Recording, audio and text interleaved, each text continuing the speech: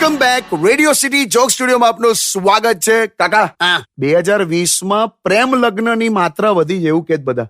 લગ્નની જ માત્રા વધી છે. પ્રેમ લગ્ન પ્રેમ અલગ શબ્દ છે, લગ્ન અલગ શબ્દ છે. સમજ એવું થોડું હોય. ખરેખર એક આખું એક ટ્રાન્ઝિશન છે. જો તું સમજ, પ્રેમ બહુ સુંદર વસ્તુ છે, પત્ની એટલી જ અઘરી વસ્તુ છે. સમજ. હા, સમજ કર્યું. હા, સમજુ છું. બોલો. તું ટ્રાન્ઝિશન જો. પહેલા કેવું હોય કે એ ફોન મૂકો ને, મમ્મી આવી ગઈ છે પછી વાત કરું, ત્યાંથી લઈને એ મમ્મી ફોન મૂકો, ઈ આવી ગયા છે પછી વાત કરું. હા, ગમ્યું ને તને? ગમ્યું ને? પણ આ બધું વાર્તામાં જ સારું લાગે, કેમ કે પુરુષો છે ને ગુલાટ મારવાનું ભૂલતા જ નથી. લા, સ્વીકારી લો. એવું ના હોય બે. ખરેખર લા, પત્નીની દ્રષ્ટિએ પતિ ત્યાં સુધી જ પરમેશ્વર છે જ્યાં સુધી એને બીજી પૂજારણો વિશે ખબર ના હોય. બાકી પછી તો એ પરમેશ્વર પાસે પણ પોતા કરાવે. હા કે